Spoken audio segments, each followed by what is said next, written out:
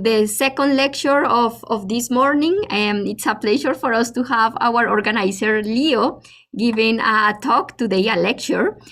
So, I mean, I'm not going to say very long because you have already heard what he does, but I just want to advertise something very funny and interesting. When Leo has done great work in resonant gases, Bose Fermi gases, and one time he wrote a paper on quantum decoupling transition in a one-dimensional Feshbach resonant superfluid. If you see my screen, hopefully you can see this paper, and there is a reason why I'm projecting this abstract here, because a few months after, then we hear that there was a singer who has a challenge to create a song with any words that arbitrary words, and he was creating one song every day.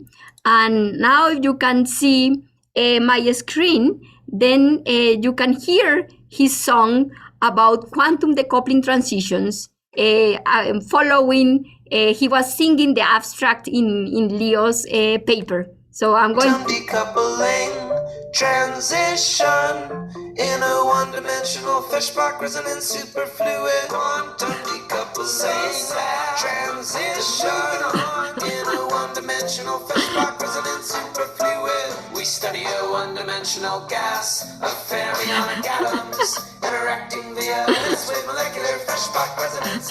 At low energies, the system is characterized by two Josephson coupled liquids corresponding to paired atomic and molecular superfluid. Okay, I think probably okay. Yeah, this you can play it another time. Okay, I just want to mention that my son learned this song by heart. So we were singing it when Kaden was here. We were singing it together. So it was so funny. So with that, I stopped sharing. I let Leo start his lecture and we go from it.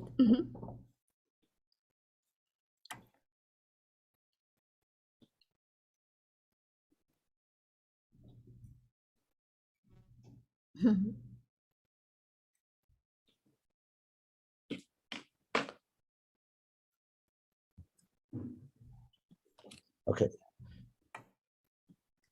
Yeah, so I don't know if this is a compliment or a cut on me because you know, although the video is quite funny and it feels like a compliment. On the other hand, if you look at the number of views, it's far outnumbers my sadly outnumbers my citation history, and so you know, that's what it is when you go public with something like this on YouTube.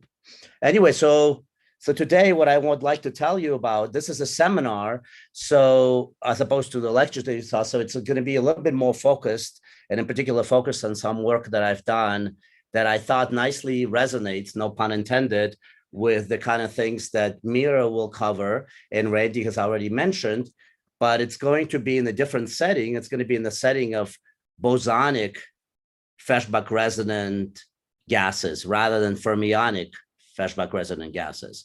And this is work that was done in collaboration with two of my really good students, Jay Park and Sang-Soo Choi. In fact, there will be two parts. So they did, actually, yeah, let me just see. I want to make sure. Yes. So as you will see, there'll be two parts. And so they participated in two non-overlapping parts of the talk. And then Peter Weichmann is also a colleague that I've collaborated over the years with. And if you don't catch everything, that's okay. There are plenty of references on this work that you can look up. So I encourage you, if you're interested, to look up, or you can, of course, anytime discuss with me, send me an email, or we can discuss, you know, in Discord and GatherTown. Okay, so let me start. So I'm going to talk about, I'm going to have two parts. There's going to be an S-wave part. That's the main part. And if I get through that, I'll be very happy and I would have accomplished what I planned. And then this is icing on the cake to tell you about a P-wave version, which is far richer and more interesting, but I might not get to it because I tend to ramble on and run out of time, as I'm doing right now. So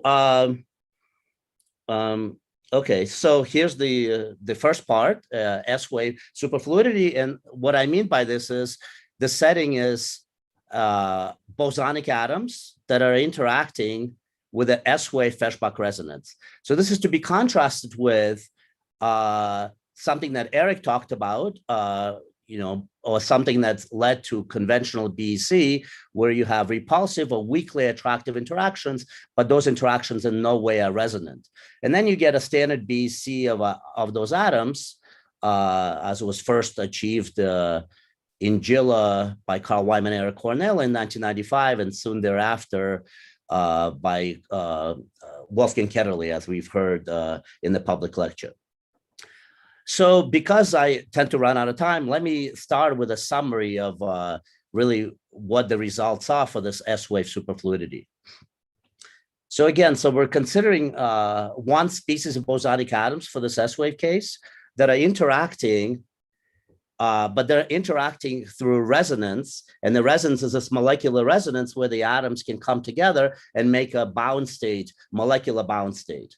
Another way to think of it, of course, is as you heard from Randy or from Mira already, you can think of it as you have a potential like this and you're tuning the depth of that potential, and tuning from the case where there's no bound state, but just a resonance, and making the potential deeper to a state where there's a bound state. So that's what, and I'll talk about it more, but this is the essence of the Feshbach resonance.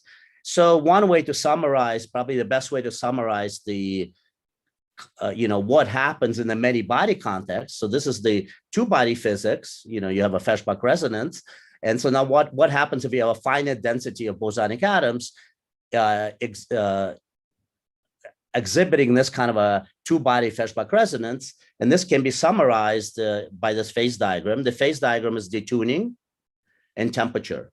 So temperature is familiar, and detuning is the detuning that Randy has mentioned, and I will talk about more about it, and I'm sure Mira will talk about. That's something that controls your location relative to the Feshbach resonance, and microscopically controls it's controlled by the depth of that potential, if you think of it in terms of this potential. But equivalently, it's or more specifically, it's really where the bound state sits relative to zero energy of the continuum.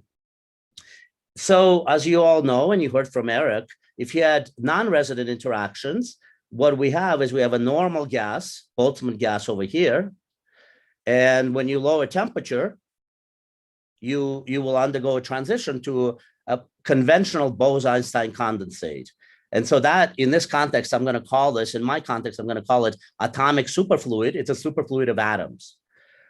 And that happens at large positive detuning when this molecular level here is so far detuned that it doesn't really play any role. So you can think of it for all practical purposes, the interaction is non-resonant between these atoms. So then you just have a simple, let's see if my pointer works. Yeah, you just have you have the standard normal to BEC transition of atoms.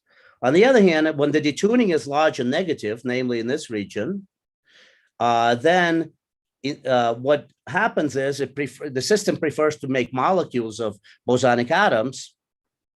And now you undergo a transition from a normal gas, but now to a molecular superfluid of molecules. And what's a question if these are van der Waals interactions? Yeah, so these are the same kind of interactions that you have, that Randy talked about, that you and Antoine talked about, that you have in atomic physics of neutral atoms. But these you are exploring the shorter range a little bit with the molecular potential, yes, but yes, same time. So you have bound states of molecules. Of atoms forming a molecule, and that has to do with this Feshbach resonant physics that Randy has described, and Mira is going to elaborate on. So the point is, there are two types of physically distinct types of superfluids: atomic superfluid, where atoms both condense, and molecular superfluid, where molecules both condense, but very importantly, atoms do not both condense. And what's beautiful is there's a quantum phase transition at 0 temperature and one corresponding one at finite temperature, which is an Ising model universality class between these two types of superfluids. You might wonder what this dotted line is here. That's just a crossover that will become of interest, and I will discuss it as I go along.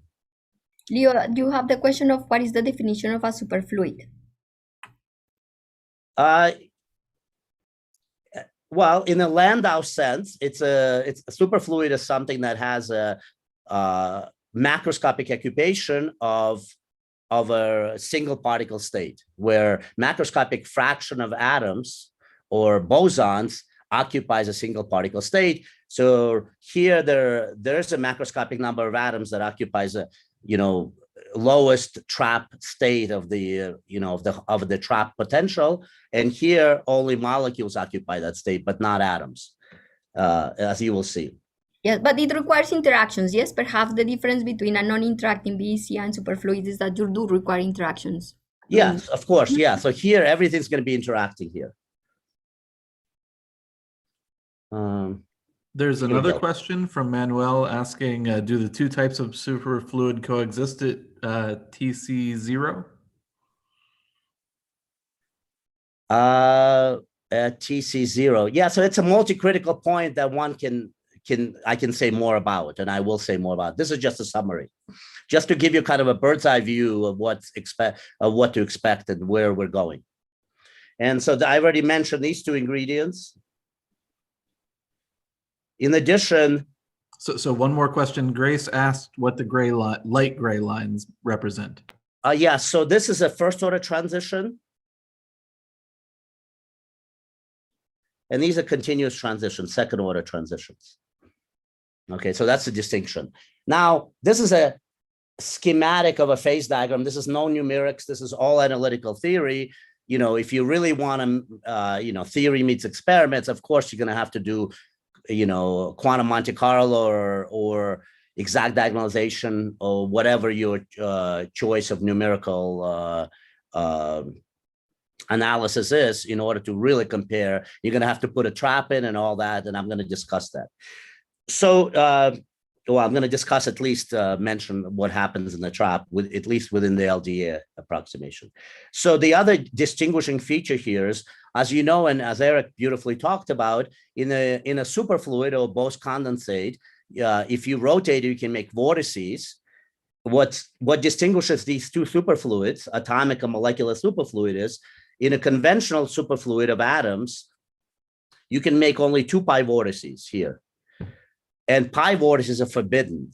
However, inside this molecular superfluid phase in here, you'll be able to make pi vortices, namely half of a conventional vortex.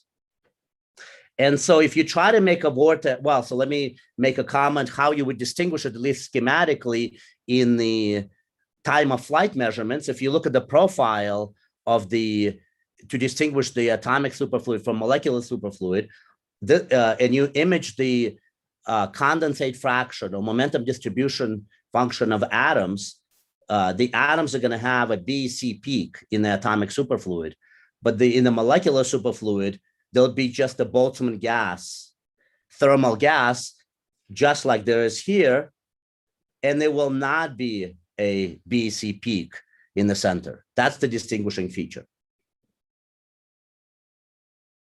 Okay?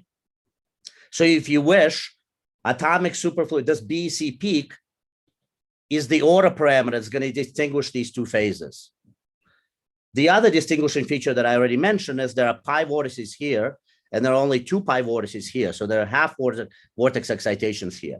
If you try to create a pi vortex excitation in here, you can create them, but they'll be connected by a string, and the energy of separation between those 2 pi vortices will grow linearly with separation, much like quarks and QCD inside nuclei. However, as you approach this phase transition, the string tension in the string will get weaker and weaker and weaker. String tension is the energy per unit length, so that energy per unit length will become smaller and smaller. Eventually, proliferating and unbinding, deconfining these pi vortices inside the molecular superfluid state. There is a question about how do I understand a pi vortex physically? Well, it's a place where atomic order parameter, atomic superfluid order parameter winds by pi.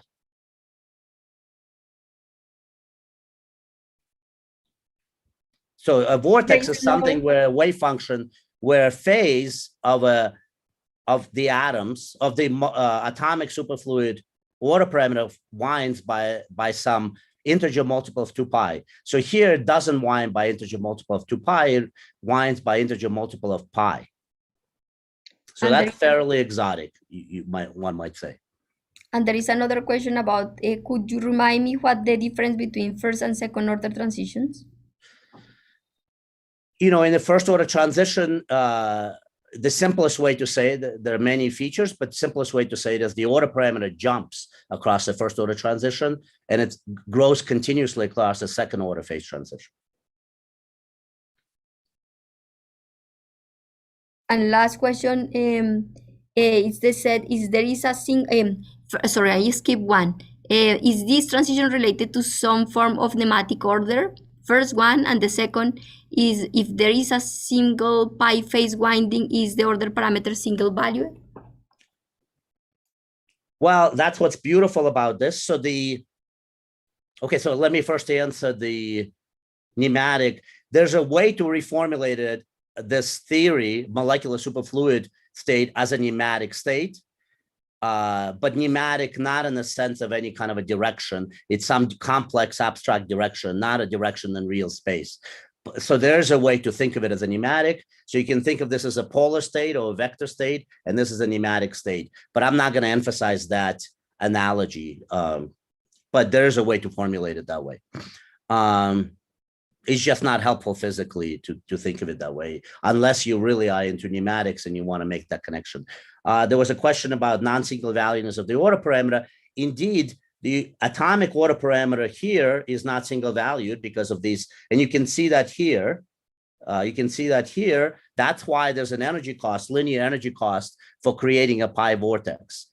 But there's no atomic order parameter in the molecular superfluid state, as you can see here schematically in the time, in the momentum distribution function. As a result, atoms will be gapped in this state, and because atoms are gapped, there's no issue of, at zero temperature, there's no issue of non-single valuedness of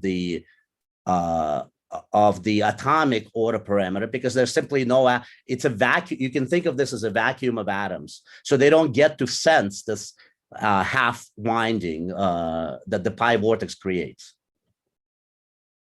Okay. Maybe with this introductory slide, I'll just cover the whole talk. Well, okay, so let me give you some motivation, and maybe I'll go a little quicker just to catch up a little bit. Well, bosonic Feshbach resonances exist. That's, if you look at rubidium-87, rubidium-85, in fact, there's ultracold bosonic atom molecule mixtures that one could create, and in fact were created soon after BC was realized in Gila, and this was work by, in the group of Carl Wyman. And in fact, so this is a summary of, again, Feshbach resonances where you have scattering length diverging at 155 Gauss. This is for rubidium-85 gas. Rubidium-85 in the particular hyperfine state, scattering in rubidium-85 in that same hyperfine state. And the scattering length has this form. And here it is illustrated graphically. And indeed, it diverges at 155 Gauss. And again, you do it by tuning this closed channel relative to the open channel using external magnetic field, very much like Randy discussed. Oops. And so, yeah, so indeed, this is a pioneering paper that observed atom molecule coherent oscillations. So think of it as a two-level system where one component, the one state is atoms and the other state is molecules, and they're split by an energy difference, which is the detuning, and they can oscillate back and forth coherently, like one does, like one observes, for example, for any two-level system, for example, a spin. And indeed, they can measure this frequency of oscillations and using something more subtle like using Ramsey fringes or Ramsey experiment rather than directly Rabi oscillations. But for all practical purposes, this is really Rabi oscillations. And from the frequency of these Rabi oscillations, one can in fact extract the binding energy of that molecule and of the two bosons, of two rubidium-85 bosons. So there's the energy here. What's plotted here is this energy difference. So this is really delta E, which is E rubidium atom. Well, it's a binding energy of two rubidium atom energy minus energy of rubidium 85 molecule 2.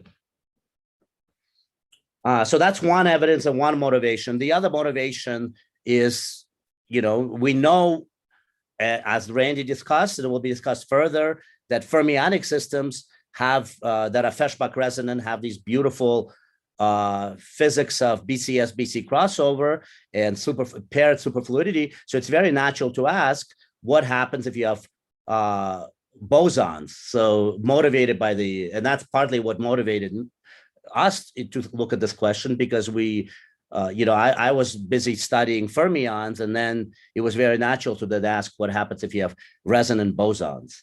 And so just to remind you, for fermions, and again, this will be discussed further, there was a very early, right soon after Debbie Jin was able to create degenerate Fermi gas in 2003. So I guess 3 years later, she was able to create a gas of Bose condensed gas of molecules. So this is a paired, this is like potassium 42, namely molecules, Bose condensed molecules of diatomic molecule of potassium 40. And so there's all kinds, and this was the beginning of the study that Randy has been describing, namely BCS-BC crossover, that Mira is going to also talk about. And so, so these tightly bound molecules of potassium 40 are bosons, so they can Bose condense, and so they can go from a thermal gas to a Bose condensed gas of molecules now. And the molecules are made up of fermionic atoms. In our case, the molecules are made up of bosonic atoms, rubidium-85 atoms, as I will discuss. And then, of course, the other motivations I already summarized is that there's going to be this interesting phase diagram that I want to share with you, physics of which I want to share with you. So I don't think I'm going to spend too much time on, I think I'm going to skip this slide, except to point you in the shameless self-promotion, if you're really interested in all the details of Feshbach resonances, S-wave, P-wave, and high angular momentum channels using single channel description, multi-channel description, all at the analytical level of description, and corresponding many-body physics and all phases and BCS crossover that arises in it, you can look at this paper, quite long paper and very complicated paper that I wrote in 2007 with Victor Gurari. So whenever I forget anything, I go, this is my reference for myself, and also a reference that I recommend for others. You are now familiar with this picture. There's basically an open channel, and when you're far off resonance, there are no other states around, then these atoms just scatter in a very simple way. There's some background scattering like that quantifies how strongly these guys are interacting. However, if you tune a magnetic field, you can bring in another channel, so-called closed channel. It's a channel that Randy referred to as the approximately spin singlet of these two atoms, where this is approximately a spin triplet of these two atoms. These are the electronic spins, but the picture is actually much more complicated because there are a ladder of hyperfine states, and so one really, this is just an approximation, but it gives you the right cartoon. So when you bring in a nearby closed channel that allows a molecular bound state, and then molecular bound state is tuned by a magnetic field, specifically Zeeman field, then this resonance very strongly affects how these two atoms scatter together. And that's the Feshbach resonance in a nutshell.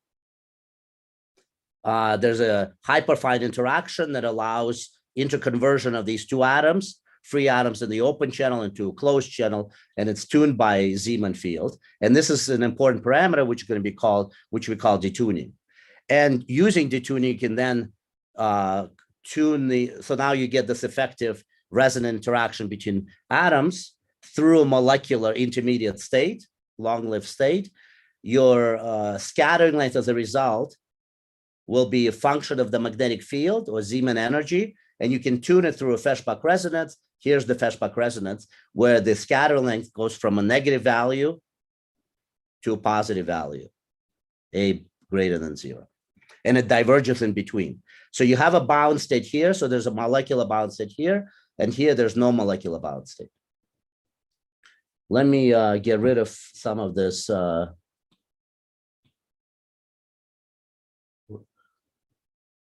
I want to get rid of the, oops. I want to get rid of the writing, but I'm having trouble. Hang on one second.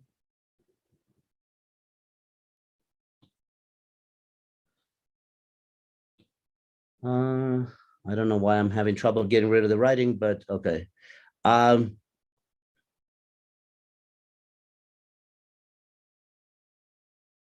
And so, in fact, Debbie Jin has measured the scattering length, and very early on, this is in the thesis of the. There is one question about during Feshbach association, do the states have to be matched even at the hyperfine level? Has to be what? They have to be matched even at the hyperfine level? No, it's you mean whether, how close do you have to get to this resonance? That what's the width of the resonance, you mean? Maybe you can, Garrett, you can speak out and don't try to explicitly ask. Yeah, so I guess I'm just trying to imagine what, when you're trying to match the scattering state to the molecular bound state, how resolved do you have to be in terms of the structure of the potential, I guess? Well, I mean, there's a width to this level because it's not, there's a width to this level, it has a finite lifetime. Mm-hmm. And so, you know, it's controlled, in fact, by this, by the hyperfine interaction that couples these two. So think of it as a 2x2 matrix in the simplest approximation, where the two atoms can be in this open channel or in a closed channel, and there's an off-diagonal matrix element, which is alpha or G. I will call it sometimes G, sometimes I will call it alpha. And that's the Feshbach resonant coupling. So do you have to specify an electronic state, a vibrational state, a rotational state, and a hyperfine state then? Okay. Yeah, I think Eric Cornell has answered it probably better than me, but exactly. So let me maybe then move on. Okay, so, you know, okay, so maybe let me, well, maybe just to connect to Mira's comments or analysis, here's the scattering amplitude that she talked about, except she didn't have this effective range term. Let me erase it now. Erase this. So there's an additional term there, and that without that term, all you get is this. My pen has stopped writing.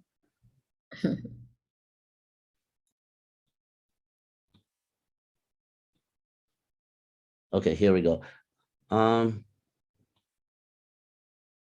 Sorry about that.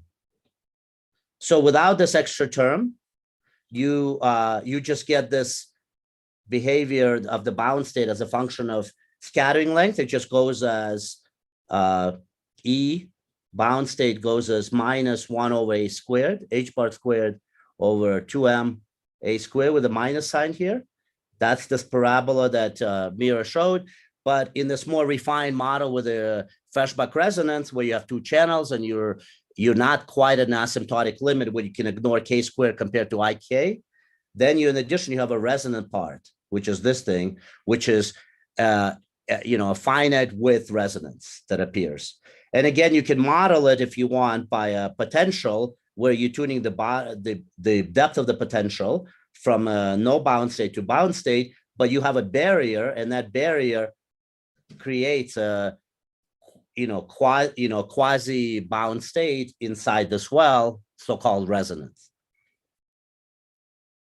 Okay, so how do you describe this? So let's talk about a resonant model, interacting bosons in the diatomic molecules. So you have, of course, atoms, and you have molecules, so the atoms can interact, you have molecules can interact, and atoms and molecules can interact in a non-resonant way.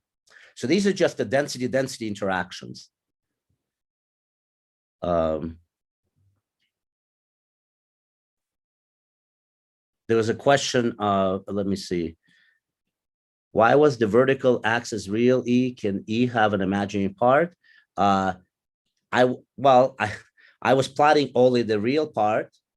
In general, there's a scattering amplitude. So in general, you have a pole in the scattering amplitude, and that determines where your that determines the resonance or a bound state. If it's purely real, then over here, when you have a bound state, it is purely real because there's nowhere for the state to decay. Once you're inside this well, there's nowhere for it to decay. But let me see. Over here, there's no way to decay, but while over here, you can decay. And so on the right-hand side of the resonance, you have a width, and on the left-hand side, there's no width, and the energy is purely real and negative. That's a definition of the bound state. Okay, so you have all kinds of background scattering lengths, and they're not very important for what I'm going to say, but I keep it there for generality. The more important thing is the Feshbach resonance that allows a molecule to decay into a pair of atoms. Or vice versa, conversely, two atoms can come together and become a molecule. That's precisely, and that's described, the amplitude for that process is alpha, or sometimes I will call it G. Okay, but for now, I'm going to call it alpha. And that's the Feshbach resonant coupling. That's precisely what is controlled by this coupling. Okay, so the model is very simple. I mean, it looks complicated, but it's actually very simple. Here's the density-density coupling. Sorry.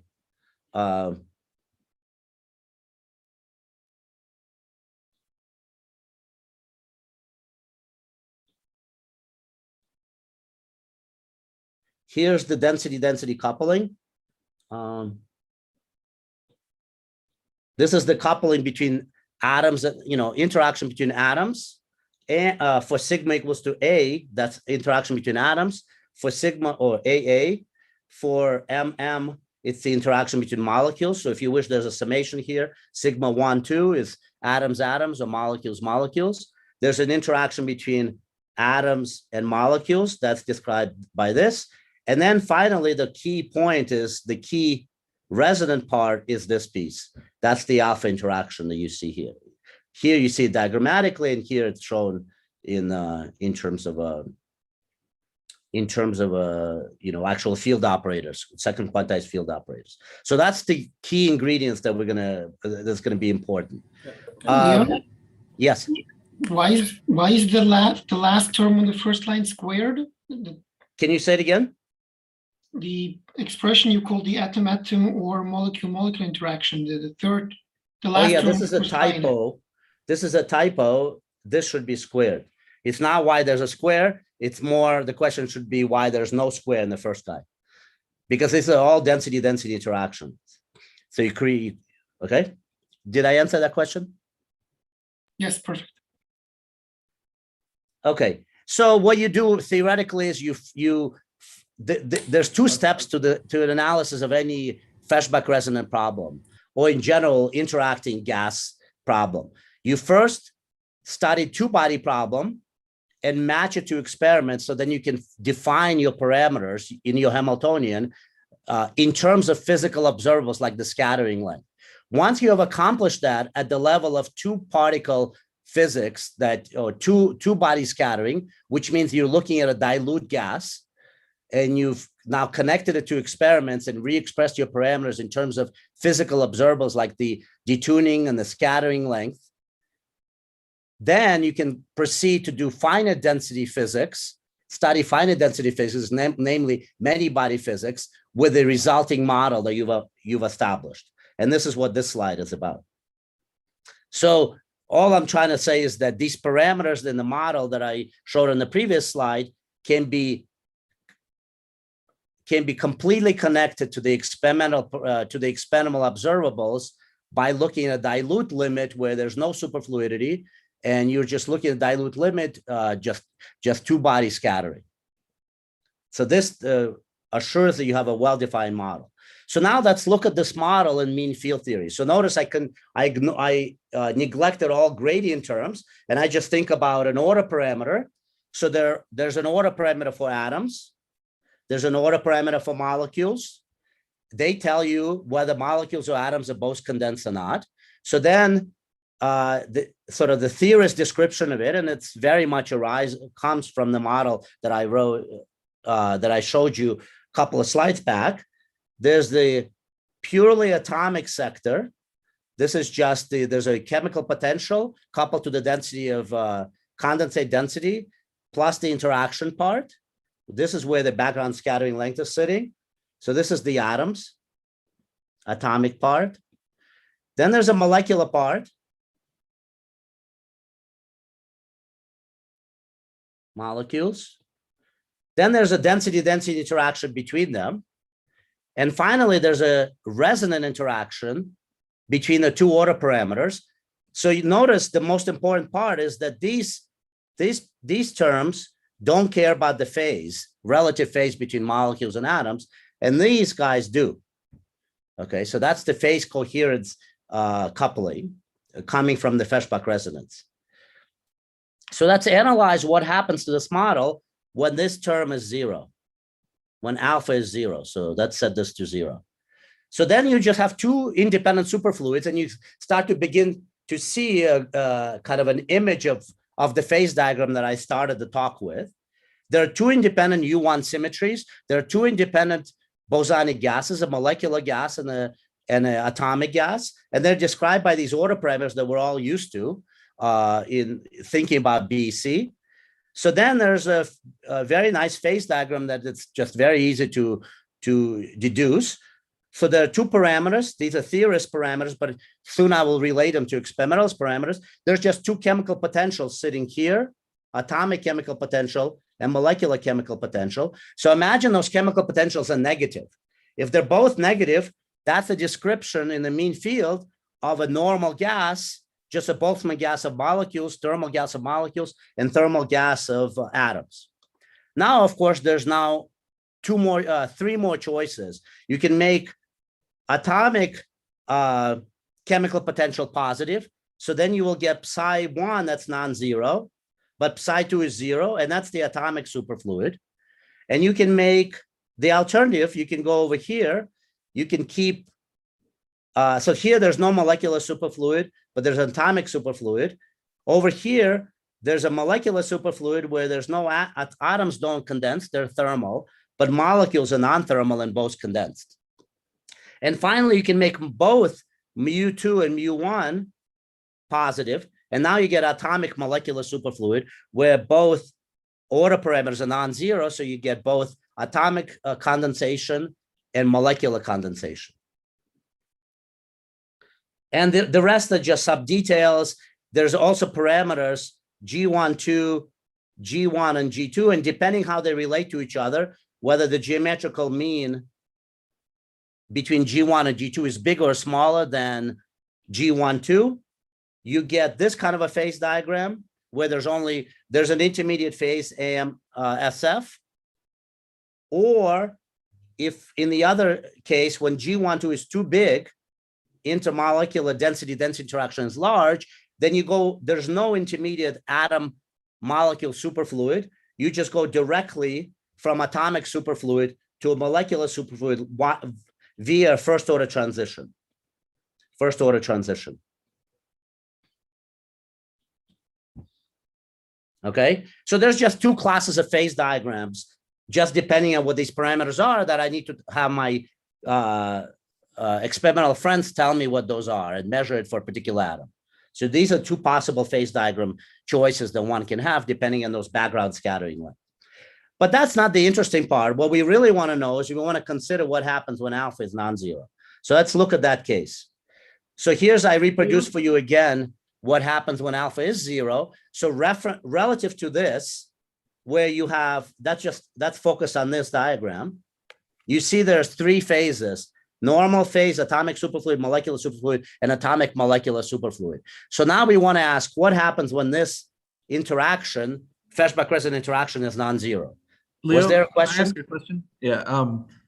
So I'm trying to get an intuition actually for, so it's clear to me that you have this distinction between the atomic and molecular superfluids, but for some reason, I would have intuitively thought that if I have the atomic superfluid, it would necessitate the molecular fluid order parameter being non-zero, because I would have something like, that's what I'm getting to. okay. So I'm going to discuss this. That's precisely for that you need this, and you can see it immediately from this term.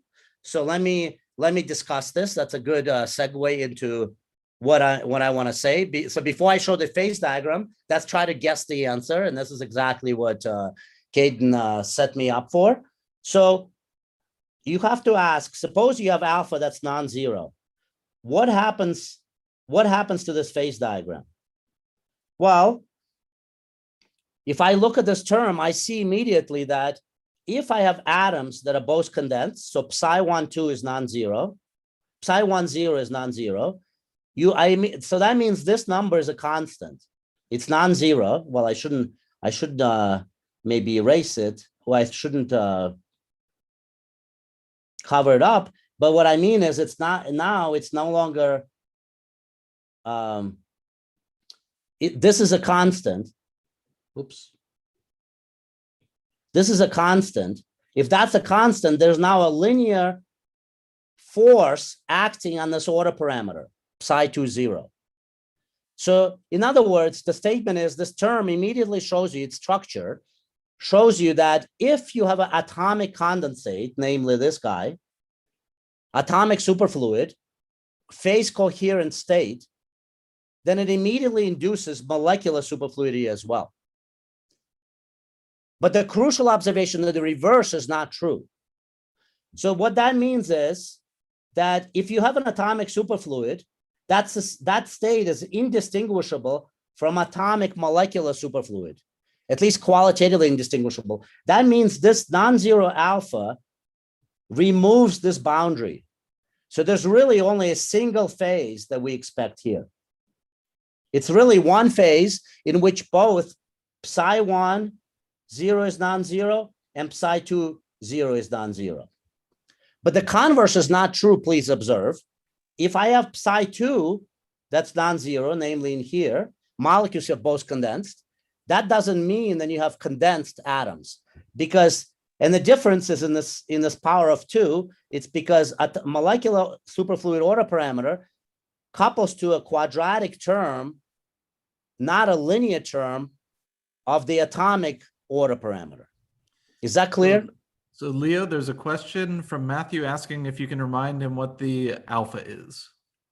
Alpha is just a parameter that tells you it squares the rate of conversion between atoms and molecules. It's the Feshbach-Resonant physics that couples atoms and molecules. In fact, you could just think of if you want to think about 2 by 2 Hamiltonian, so you have atom, atom, molecule, molecule, then there's going to be some energy, let's say 0 for atoms. Well, let's say atomic energy.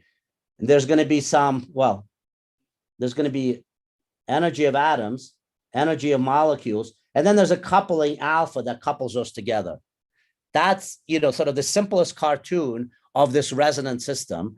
It couples a pair of atoms to a single molecule. So if you think of the atom, a pair of atoms as a spin up, and a molecule is a spin down, then this is just a 2 by 2 system that are resonantly coupled by alpha. Is that clear? So there's another question. Francisco, why don't you unmute yourself and ask? Yeah, maybe this is probably just a clarification, make sure I understand. Should I then think basically when this alpha term, what it tells us is that if we have an atomic superfluid, now there's a linear slope and we basically break like Z2 symmetry of psi 2 0. And so the minima is always shifted to a finite value? Exactly. Okay. Think of it, I like to think of it as, in the most simplest realization. Imagine I have a spring and a ball, so that, if you have a mass on the spring, you have a potential that ball is sitting in the center, in the bottom of the potential. If I apply a force to it, so if I add, I have my Hamiltonian 1/2 kx squared, and this is x, that it's sitting at x equals 0. If I add a linear term hx to it, or let me call it in fact alpha x, if for any non-zero alpha, you'll always shift the potential to a finite value, no matter how small alpha is. It's not a phase transition. It's for the same reason that when you have a linear term, a linear external field, if you have an external field coupling to a ferromagnet, you always have a non-zero magnetization. So think of this as the external field H, and this is the magnetic moment. And so the external H always induces S for any in any phase, even in a paramagnetic phase. And that's the reason why this phase boundary disappears. It's for the same reason that there's no distinction between a paramagnet and a ferromagnet in the field. And the field here is alpha times psi 1 0 squared. So that's why I indicated this boundary. So this is what happens to this phase diagram. It becomes this phase diagram. There's still, these boundaries are still there. Roughly speaking, what happens is, well, so this boundary is gone, and this boundary is just this boundary. And then there's some bending of it, and that's just a detail that, and there's also a possibility of first order transition. The crucial ingredient is that this is now a single phase. So there's now 3 phases, very much like in the original phase diagram that I showed in the summary. There's atomic superfluid, there's a molecular superfluid, and then there's a normal gas. And this is the Ising transition, Ising phase transition between atomic superfluid and molecular superfluid. Is that clear? Okay, so let me then continue.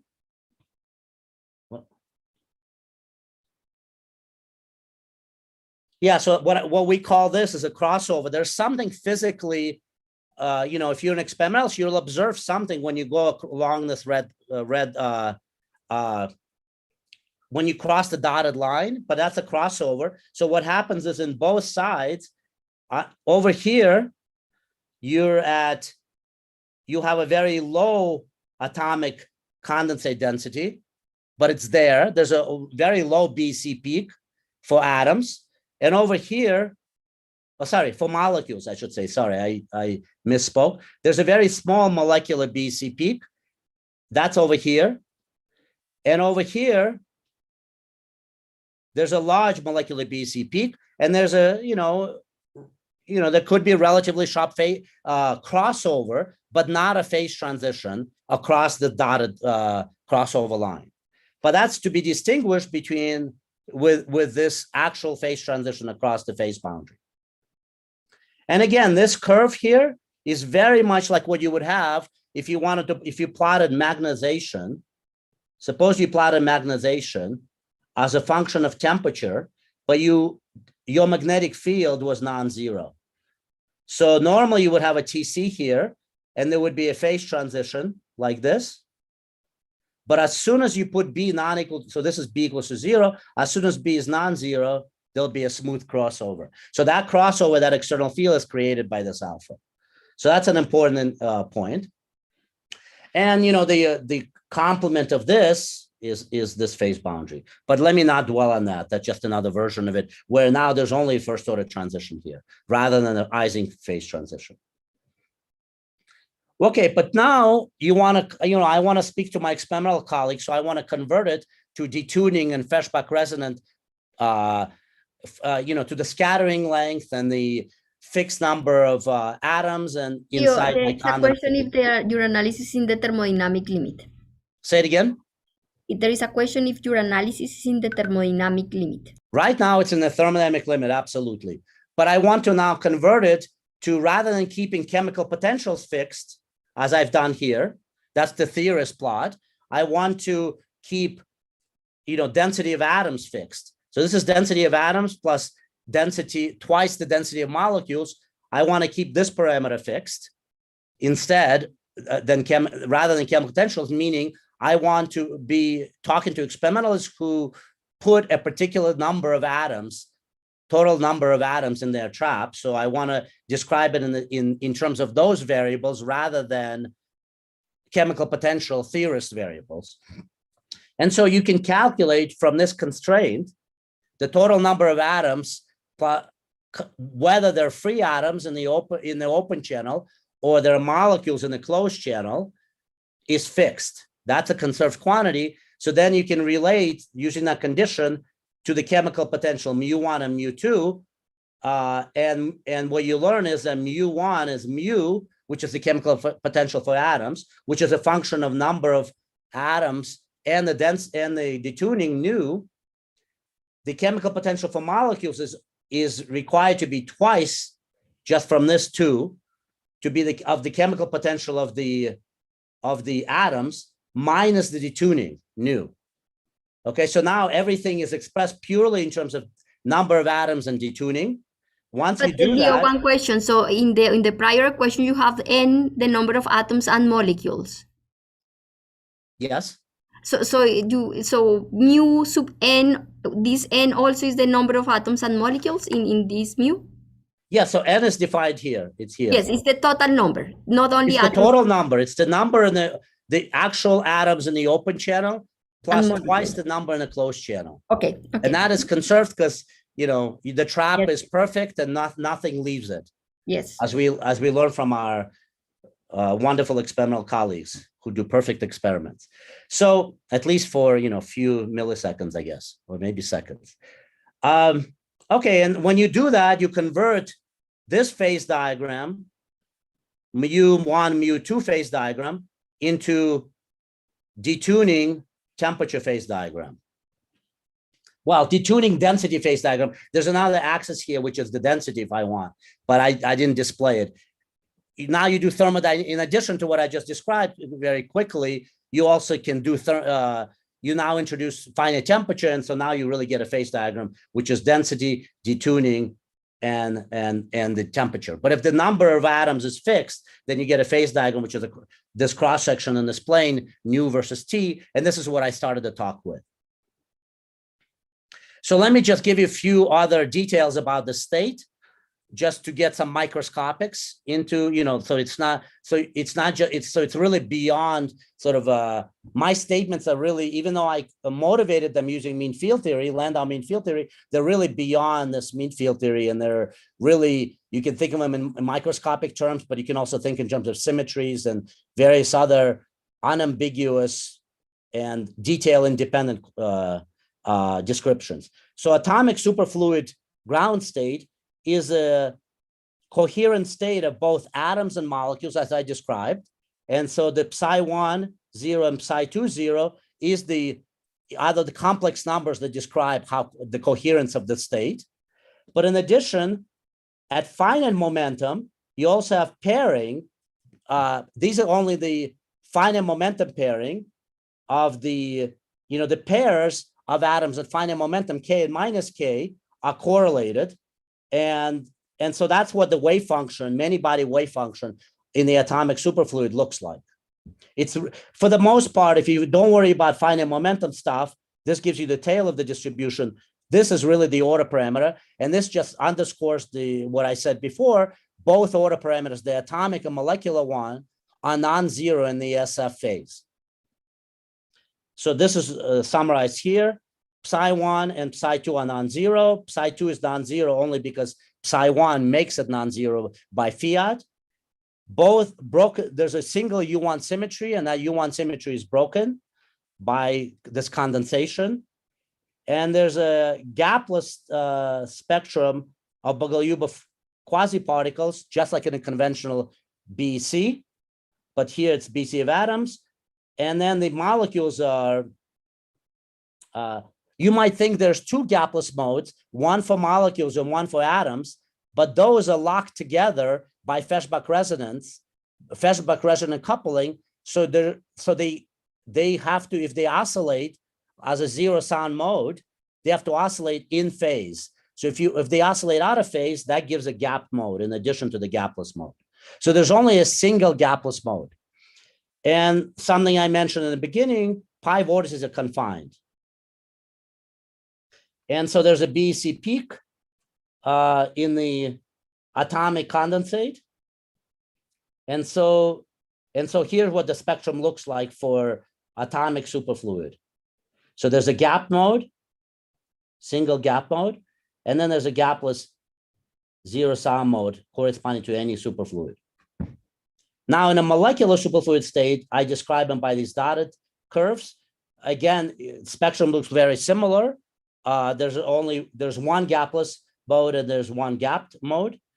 And here's the corresponding many-body wave function, which you can see only has molecules both condensed. This factor is missing in this ground state.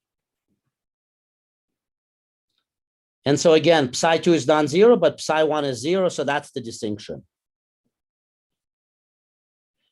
And okay, and the pi vortices are deconfined. So search for pi vortices or deconfinement of pi vortices is a smoking gun for this MSF, molecular superfluid phase.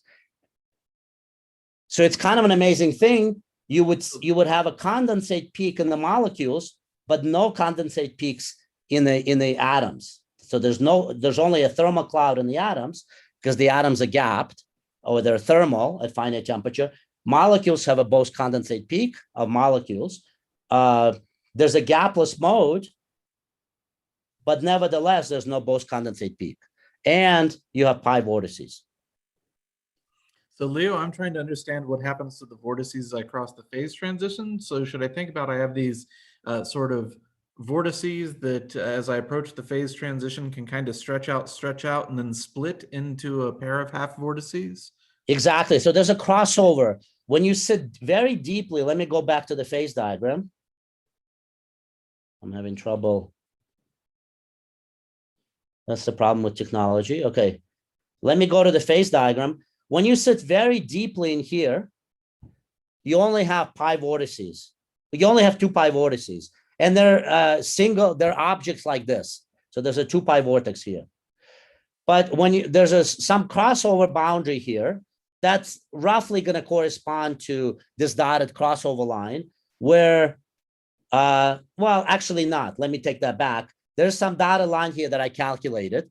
When you cross that line, you still have pi vortices, but you still have 2 pi vortices and no pi vortices, but the 2 pi vortex splits into a pi and a pi, but connected by a string.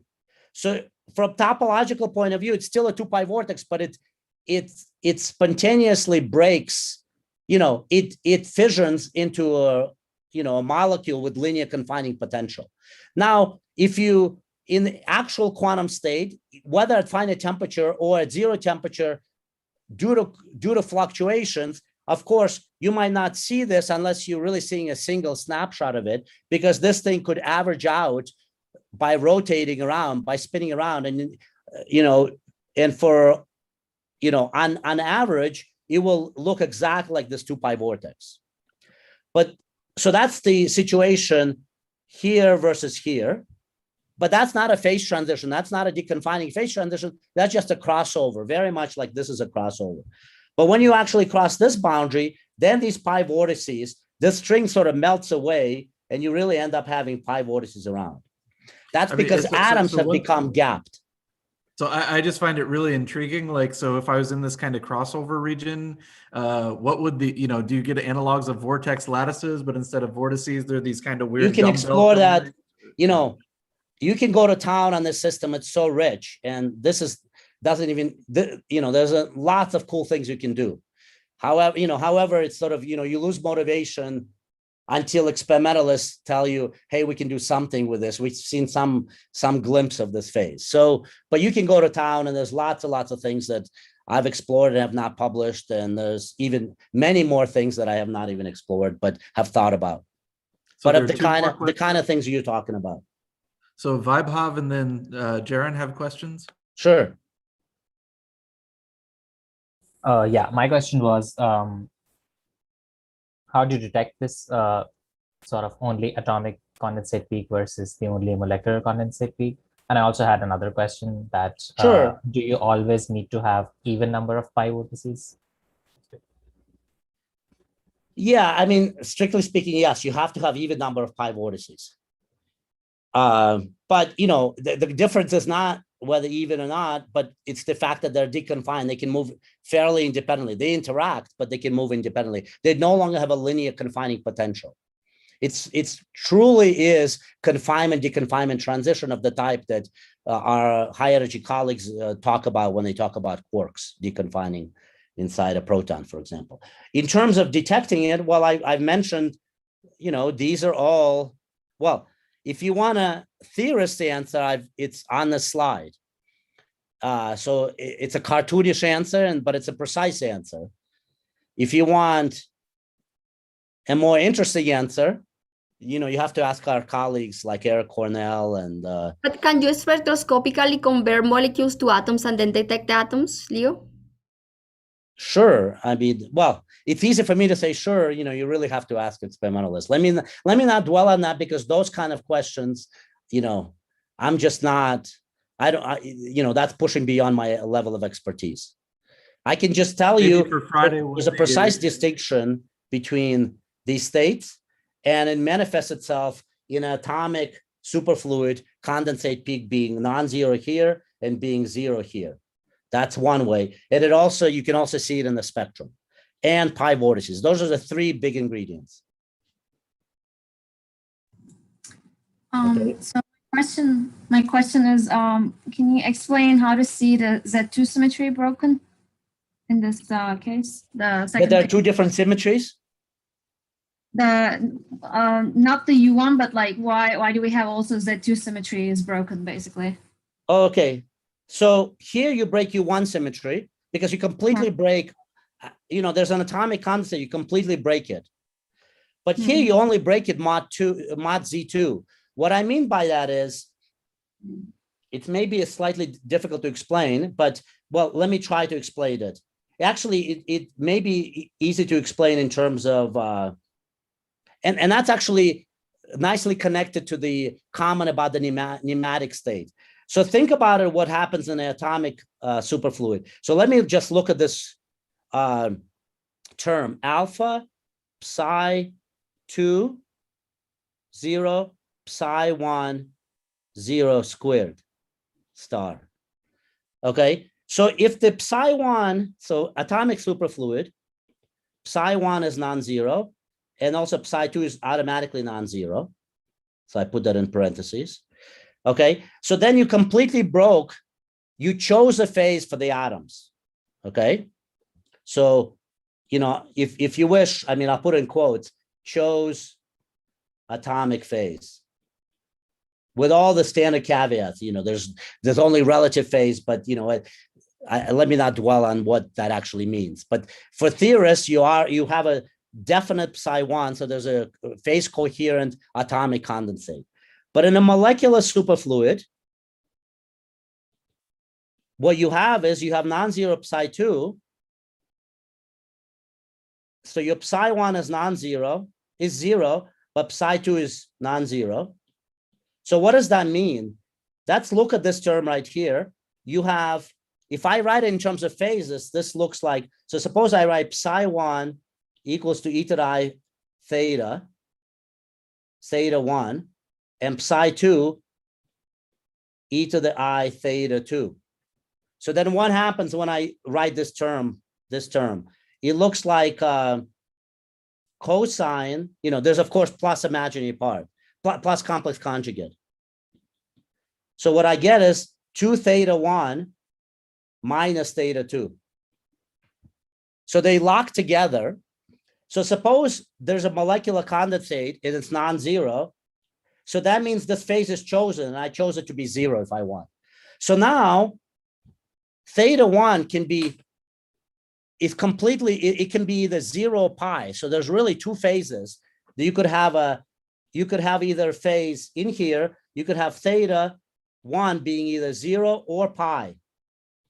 So if you wish, there's 2 minimas in the potential for the atomic condensate, and those minimas are equally populated.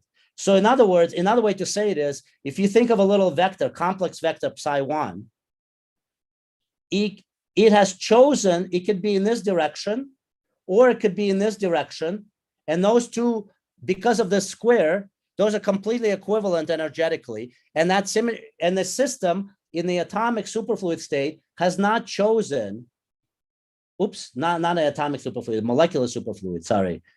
Here has chosen the direction, but over here has not chosen the atomic direction. So the direction, it has chosen an axis, but not the direction. So it could either be in one direction or in the opposite direction. Those are equally populated in the molecular superfluid state. Does that make sense? Yes. So this is what you define as a nematic? Yeah, you could say this is a nematic, much like in your liquid crystals. In liquid crystals, you have molecules that are headless arrows, and they don't care about, or even if they have heads, there's an equal population up to the left and to the right. Okay, there's equal, so we draw them as headless arrows or double-headed arrows. So this is unlike a ferromagnet, where you have a single direction picked out. That direction is spontaneous. So how do you go from a phase which picked out a direction or how do you go from a phase which picked out an axis, but not a direction, to a phase that picked out axis and the direction? You break Z2 symmetry. You stop populating 0 and pi equally. You have a 0 and pi orientations, and those are equally populated in a molecular superfluid state. But then when you go to atomic superfluid state, you choose one of those, either to the right or to the left. That's exactly the Ising. And the reason it's Ising, it's because there's only 2 choices once you've picked the axis. Leo, I still have a question that I don't understand. So everything is Hamiltonian, everything is reversible. So what is the reason why, if I have one molecule, atomic pair, a molecule cannot it dissociate and create two atoms? In one case, in the other way, whenever you have the 2 atoms, you can form a molecule. Why? Well, it's because I moved the Feshbach resonance to the bound state. So now I have a well-defined molecules in my system. Mm-hmm. But in the other... Mm-hmm. So those are now long-lived molecules. They're not just resonances. Okay, but in the BEC, why the molecules are also, if you are very far from the resonance, the molecules are so think about it. Here's the resonance. I've now, if you really want to understand the phase, go way down here. Mm-hmm. So now the molecules have a huge negative detuning. Mm-hmm. So they're much more preferred. So then you just get molecules. No. This part I understand, but I don't understand is the other. When you go in the atomic part, the molecules are very far from resonance. So why you favor them? That's why. I mean, you don't favor them. You favor atoms.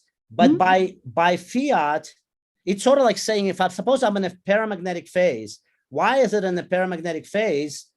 Let me just get rid of this writing. Why is it in a paramagnetic phase? So you see, they're not favored. They don't like to be there. But the existence of the Feshbach resonance, think of it this way. If you already have an atomic superfluid, it can coherently populate molecules. They don't like to be there because they're gapped. They don't, they're off resonance. But nevertheless, there's still a matrix element to populate them. But very tiny, yes, but very, very, very well, tiny. It's tiny. That's what this graph is indicating. Okay. They don't Okay. happen spontaneously. They happen only because of molecular atomic condensate. While on this side, they happen spontaneously. They don't need an atomic condensate. And that's a Okay. distinction between, this regime and this regime of the phase diagram. Okay. They don't want to be there, but it's very much like this spring that I drew. If I have a spring and I have a force, then once I apply a force, and that's the force is applied by atomic condensate, it will displace it, but it'll displace it very little. Okay. Okay. Thanks. And the stiffer the spring, the less it will displace it. So now let me just mention the pi vortices I already mentioned.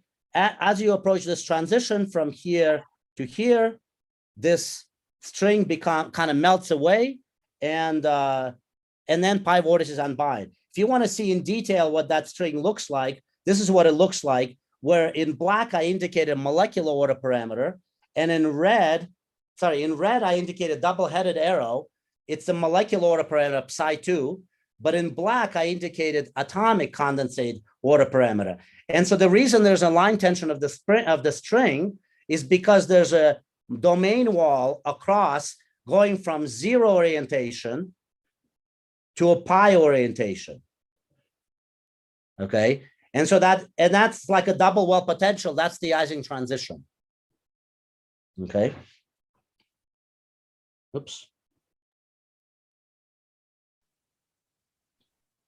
Sorry, let me go back to, okay, so, and then you can write down the Hamiltonian that actually describes fluctuations in this phase. And so you can think of it as there are two bosonic condensates, but they're coupled together by a cosine that I described already. That's the Feshbach resonant coupling. And that's why there's only single gapless mode, which the mode where they oscillate in phase.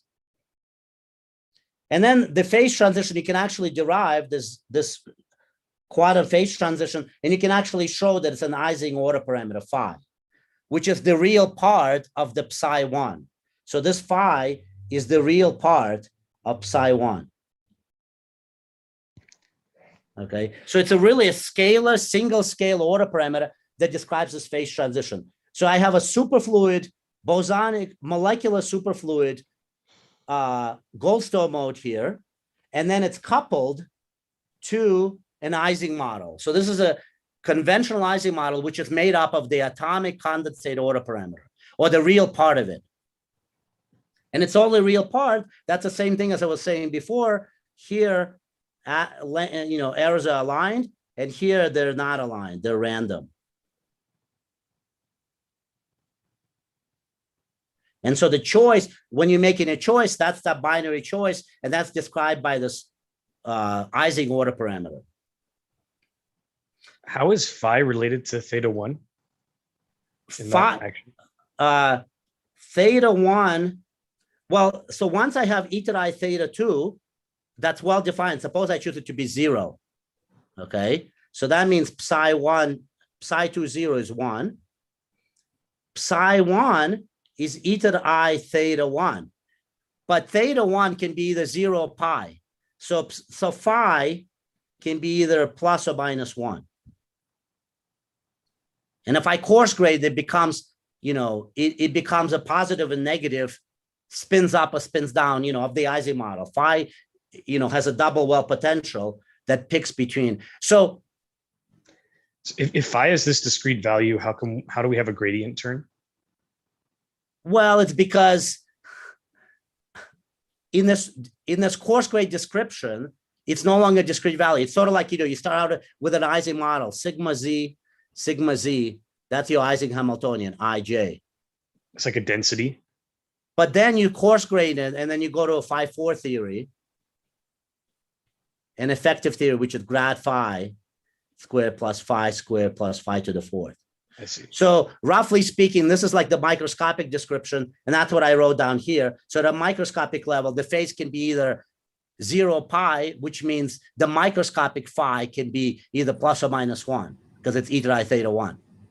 But at the coarse grain level, it's the Landau order parameter, which is like an average over a small cell of of atoms, or a little region in your trap, then it becomes, you add a bunch of plus or minus ones, you can get any number you want, which is positive and negative. That's what phi is. So phi here is a coarse grained version of this phi. Sorry, I'm using the same letter. It's the same way you go from the Ising model of plus or minus ones to a phi-4 theory of an Ising field theory phase transition, describing a phase transition. Ising phase transition. Just one is microscopic and the other one's coarse grained, but they're in the same universality class.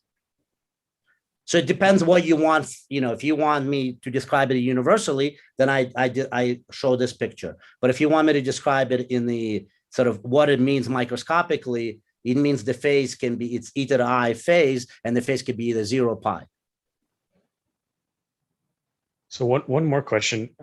Yeah. I see why we have this gapless mode from the Goldstone mode from the spontaneous symmetry breaking, but how can we see that the out of phase oscillation has a gap? Well, just take a spring, take two balls, couple it by a spring. So I have a ball, have another ball, and couple it by a spring. Well, sorry, maybe, yeah. Well, okay, yeah, so couple it by a spring. So when these balls move in phase, you get, let's say, x1 minus x2. Suppose you have an energy like this. So when they move in phase, that's your Hamiltonian. When they move in phase, you have there's no energy change cost. So then that's zero energy. That's the same thing as gapless mode in this context. But when they move out of phase, x1 doesn't equal x2, then there's an energy cost, and the gap is the coefficient that sits here. So where are these x1 and x2? These are it, and this is the gap, or it's square, it's square root if you wish. Another way to say it is, you might say, well, this is a square, this is a cosine. Well, let's Taylor expand this guy. We get 2 theta 1 minus theta 2 squared. And that minus sign makes us a plus sign. So this is the gap. And so the gap is completely controlled by Feshbach resonant coupling. And it's not surprising. It just says that Feshbach resonant coupling says that whatever phase I have for atoms, molecules have to have that. Whatever phase I have for molecules in phase of molecules and phase of atoms are locked together through the Feshbach resonant phase sensitive coupling. Does that answer the question? Yes, thanks. Okay, so let me now finish maybe, with what happens in the trap. Okay, well, you can do, you can do first principles calculations, or you can do, numerics, or you can do all kinds of stuff. But the simplest way to get intuition is to think about LDA, local density approximation. You simply, consider this phase diagram in terms of chemical potentials. But now chemical potentials are now a function of position, very much like what Randy talked about. And that's because locally, if you have a trap, then your gas is in that trap. So then the chemical potential, you can think of the trap as having an effective chemical potential. And that's because the Hamiltonian is ...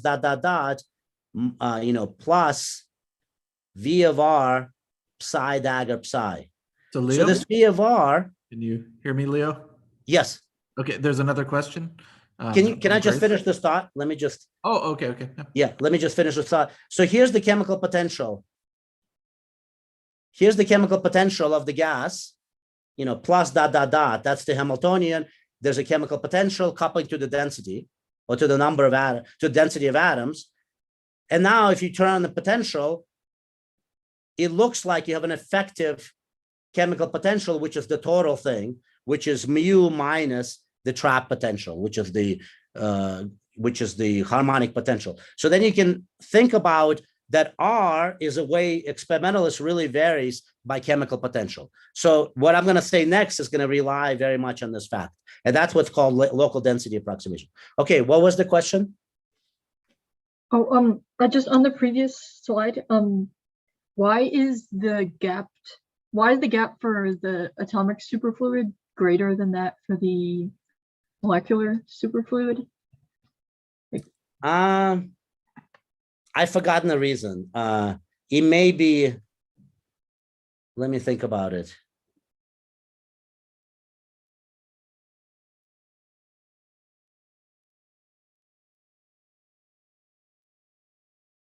I don't think it has to be. It's a function of detuning. I just had to draw something because if I drew it the other way, you would say, why is it the other way? Yeah, no, that is tuned by chemical potential, by detuning. Okay. In fact, you can close that gap by going through this phase transition. That's what happens at that phase transition. Even the gap for like, I thought even in the atomic superfluid there was a gap. There was a gap. Oh, right. Sorry. Yeah. No, you're right. You're right. Let me think about this. Don't they merge into a single mode or something like this in the, at least at small k? Let me think about this. Yeah, I don't have a good answer for you right now, but I think there's some arbitrariness in the relative location of these curves. But you're right. Some of the gap is controlled. In the molecular condensate, the gapped the gap mode is controlled by the Feshbach resonance, while the other guy is controlled by other interactions as well. So they don't have to be the same. You're right, but I don't know if I can make an unequivocal statement what their relative size is in general, or whether it's a model specific. So let me just finish with this local density approximation. So the idea is just basically you replace the chemical potential in the thermodynamic limit analysis that I presented by an effective chemical potential that's R dependent. And so that means across the, as you go across your trap, this is R. As you go across the trap, you're effectively varying the chemical potential in this way. Okay, and so then what happens? Well, if you start here, let me change my color. If you start here, then then as a function of R, you can see that you start out with only you start out with atomic condensate. That's because you're an atomic superfluid. And you also have a molecular condensate, which is weak because it's induced by atomic condensate. And then when you get to the edge of the trap, both are zero, and that's the same thing as getting to the edge of this phase boundary. Now you're out here, you're in a normal state. Okay. On the other hand, if you start here, you're starting again in the, you have an atomic condensate. So suppose you start here, you have atomic and you have atomic condensate. Let's say you're in the center of the trap. So that's this point. So you have both atomic condensate and molecular condensate, just like here. But the molecular condensate is larger here because it actually wants to be in this region. In this region, it would actually exist even without Feshbach resonant coupling. But when you get to this dotted line, it's still, molecular condensate is still there, but it's highly suppressed down to this level. But the atomic condensate continues. And in the end, they both disappear once I get to this boundary where I'm in a normal state. If I start here, then in the middle, I have no atomic condensate. That's going from here to here. And I only have molecular condensate. That's because I'm inside molecular superfluid. When I hit the boundary here, then atomic condensate appears and molecular condensate, becomes more and more suppressed and eventually get to the normal state. That's here, once you cross this boundary. So that's basically, and if you're over here, you only have molecular superfluid. You never go through the atomic superfluid. So then you only have molecular superfluid. There are no atomic condensate peaks at all. So Leo, we're at the end of our time here. We should wrap up and have any questions. Yeah, so I'm gonna wrap up. And there's really nothing to wrap up except to show this slide, to flash up this slide.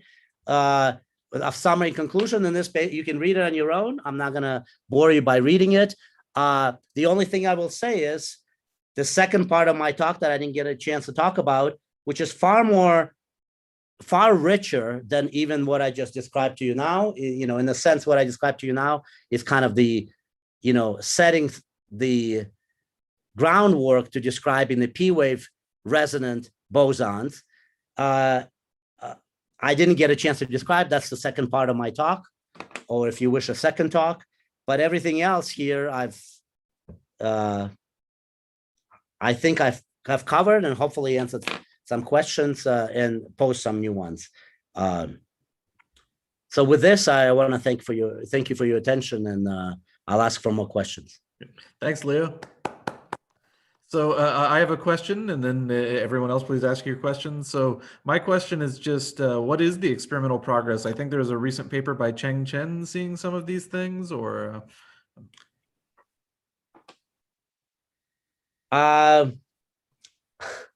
It's embarrassing, but I'll admit that I have not followed. I've been quite discouraged. Okay, I should say this. So I've been quite discouraged by this item that I mentioned here, that I haven't spoken about up until this point. So up until this point, it's been a kind of a theorist la-la land, in the sense of it's all real and it's all unambiguous predictions, but they ignore, you know, the elephant in the room, and that's the three-body instabilities that always plague bosons with attractive interactions or resonant interactions. And so how to fix that, and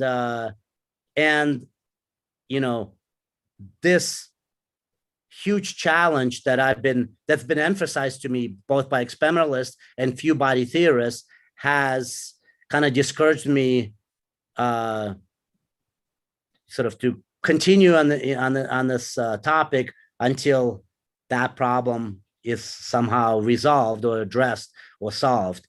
There has been some beautiful work by Peter Zola's group and Sebastian Deal, following our original work, where they try to stabilize or get rid of these three-body instabilities by going to optical lattices. So repeating everything I have described for you, but now doing an optical lattice, the physics is identical.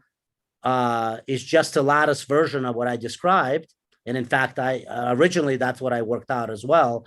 But what's nice is there are strong arguments that they've made that allows you to, well, they have argued that can handle or maybe suppress these three-body instabilities, or effectively project out three-body states while leaving the physics that I described for you untouched or intact. Whether that has actually been followed up by experimentalists, I'm not sure. Okay. So I did put a link in the chat. There was a Nature paper this month from Cheng Chen claiming okay, to that's wonderful. Molecular BEC transition, actually with G-wave. So I don't know what the similarities or differences might be there. I don't even know what L that is, but anyways, it's in the chat. I'll definitely take a look. Thanks so much. Yeah. Follow-up talk, Leo. So we may have to schedule something additional, or we may. Yeah, if people are interested, I'm very happy to describe a P-wave. Just to intrigue you a little bit, it's kind of an incredible, you get a phase diagram like this. In addition to atomic superfluid and molecular superfluid, you have an incredibly rich phase called atomic molecular superfluid. But that atomic molecular superfluid, which before I was arguing cannot exist because it's not distinct from ASF, for a P-wave Feshbach resonance, it does exist. And its most notable property is it's a superfluid at finite momentum. So you literally get atomic superfluidity, which has very much like Randy Hewlett's FFLO state, is a periodic state in space. So it's really superfluidity at finite momentum. So it's kind of an exciting thing. If people are interested, we can find time where I can talk about this and share. But let me go back to the summary and stick with the S wave that I've discussed today. Yeah, questions, please. Any questions? So I was curious, we had much of this discussion was in terms of like mean field order parameters. So what, to what extent does this phase diagram still describe things in 1 and 2D where we can't, in the thermodynamic limit, we can't define an order parameter? Yeah, so, once you go to 1D or 2D at finite temperature. So in 2D at 0 temperature, it's still correct, with only quantitative differences.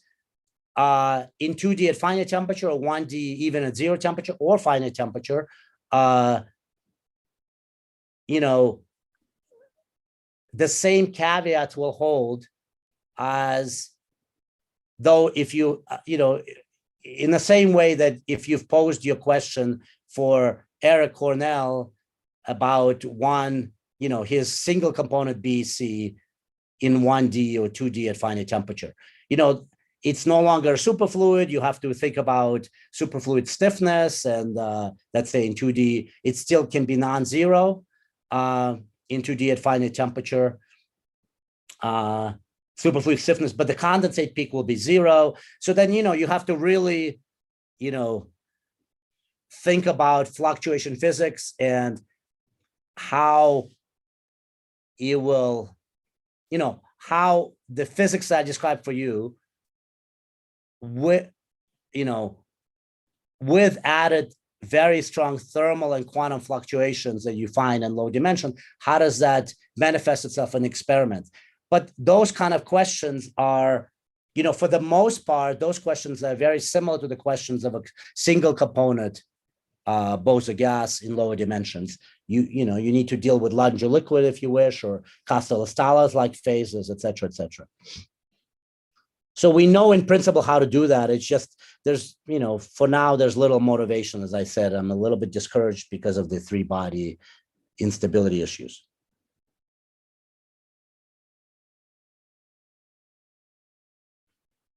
But it's a good question. Other questions? If you also, you're mentioning FML states here and 3-body instabilities, but essentially, could you get a trimer superfluid state, assuming that they are stable for some time? Right. So in principle, you can play that game further. In fact, since this work, there've been a lot of, believe it or not only in cold atoms, but also in liquid crystal physics, people have went on and discussed phases where you have, the vector order parameter doesn't order, the bivector order parameter, the square of the vector order parameter doesn't order, but some higher power of the order parameter orders. And so similarly here, you can think about a higher order cluster that's Bose condensing. So you can think of it like psi1, you can define psi p order parameter, which is, proportional to psi1 to the pth power order parameter. And so now you can have a situation where p cluster is Bose condensed. So you can have a p molecular superfluid, and this guy is non-zero, but psi1, psi2, psi1 equals to psi2 equals to psi3 equals to psi p minus 1 are all 0. So you can think about states like that for sure, at least theoretically, where some higher power or some higher cluster, molecular cluster has Bose condensed, but all the lower clusters have not Bose condensed. So that would be a distinct phase, and very similar story would go through, just richer. Now, that will be even more far-fetched than my simplest version, where p equals to 2.